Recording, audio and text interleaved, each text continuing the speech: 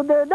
Atarga dirbilsin dedi. Mınma şonda vay biçe atı qarrap tur dedi. Atandın görür dünyaya toda kolgun ustukta. Gezgülgün tımsıkta Gengrimdin oyunda. Kara deniz boyunda Orgu çansıgat. Ey kızıl kıya keziңден kımbat manas kımpıyıp görünüp kalgan gezekin kıynoğu töşüp kırgızlar bölünüp kalgan gezekin kökötöydün kemmege kalmak Kıtay manjuğa talanıp kalgan gezekin Manastap çutartıp kırk çöre girip barganda abangoşoy ordunан турбаганын карачы арстаман ас барганда атасын көргөн баладай ыйлаганын карачы.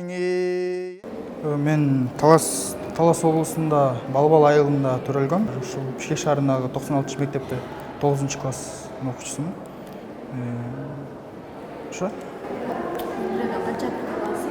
Үй бүлөдө азыр 3-1 тамын, 4-сүн күтүп атам, буюрса. Эң уусумун, жана иним, жана карындашым бар. Манас айдап келсиз. Канча жашыңан бери Манасты билесиз? Манасты бул шаарга көчүп келүү менен 4 классымдан бери айтып келем. Мектеп ичинде 4 класс. Ал эми шаар деңгээлинде 8-9 класстан бери шаар деңгээлинде манас айтып келем.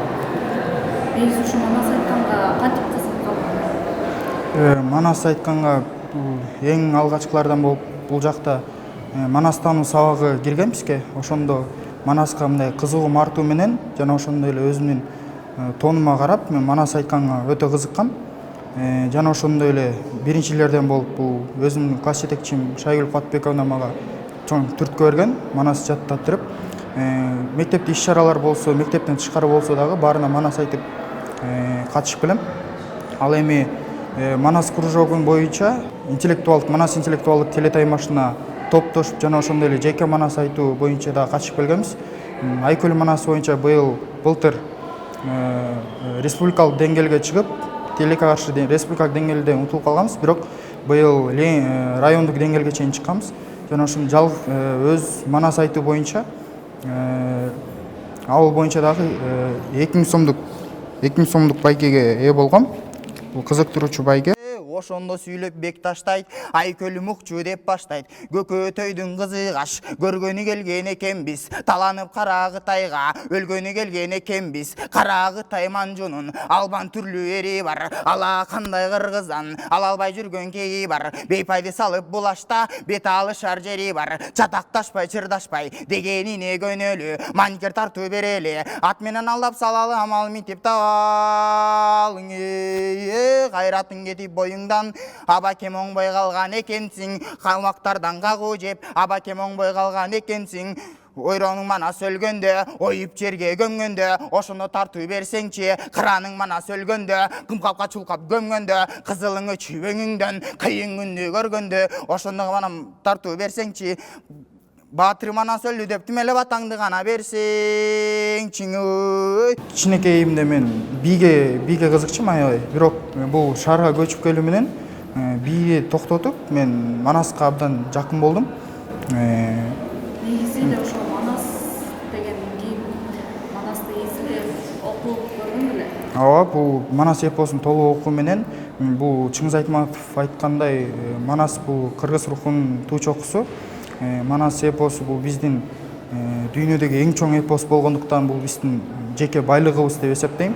Бул кээ бир инсандар буну жокко катары, бул жомок катары эсептесе, мен бул инсанды мен чыныгы жашап өткөн биздин жерибизди, элибизди сактоо менен бул бизге чоң мындай таасир кылган да, мамлекет түзүүгө чоң таасир кылган. Манасты негизи окуп жаттап айтасыңбы? Кээде жаттап айтам, бирок үйдө жүргөндө деле күнүмдүк иштерди кылууда деле мен өзүм манас айтып, отуруп кайтадан жаттап, анын үстүнө манас айтуу эле эмес, мен болгон манас эпосун толугунан окуп чыгып, ошо мени түшүнүү менен, ошол түшүнүк катары, ошол түшүнүктөн мен кайтадан манас жаратууга аракет кылам.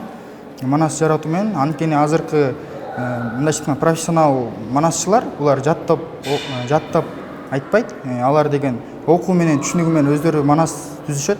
Ал эми ошондой деңгээлге жетиш үчүн мен талыкпай эмгектенем деп айтсам болот. Манас айтканга ата энем такыр каршы эмес. Булар дайым мени колдоп келишет.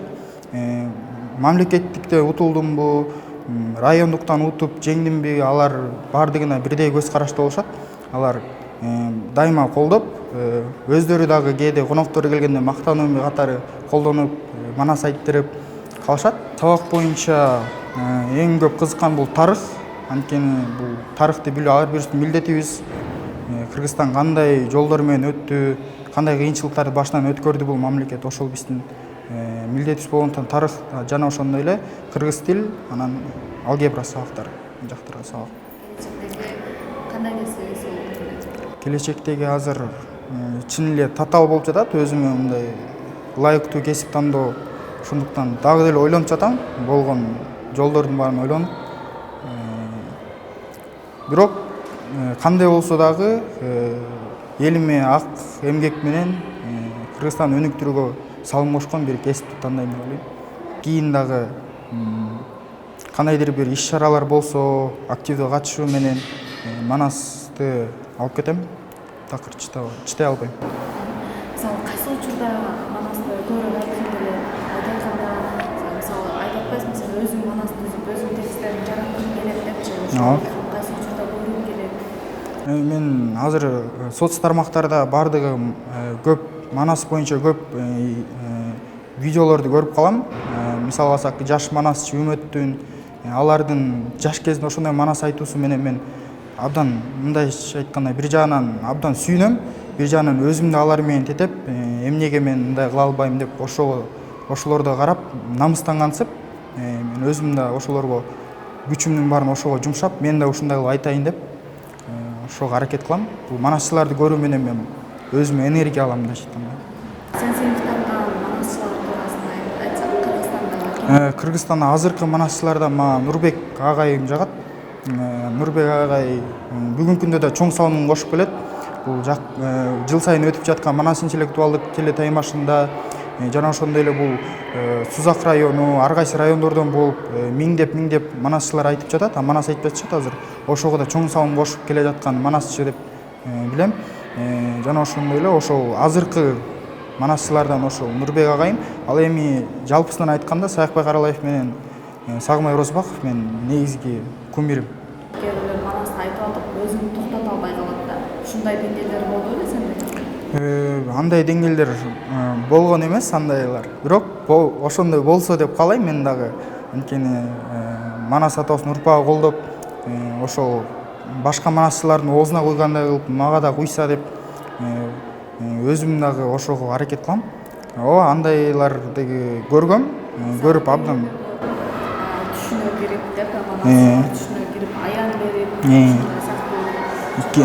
мен манас айтуу учурунда эле мындай бир жолу жаттасам, ошол менен унутпайм да. Ошол менен унутпайм. Манас айтуу учурунда эле мындай кичине толкундалуулардан болуп эле такалып калбасам, болбосо текстти бир жаттасам эле ошол бойдон унутпай, ошо манас айтуу учурунда өзү эле агыла берет да. Бирок өзүм токтото алам андай учурларда. Кээ бир учурларда аябай катуу айтып кетсем да токтот десе токтотуп өзүмдү контролдой алам да.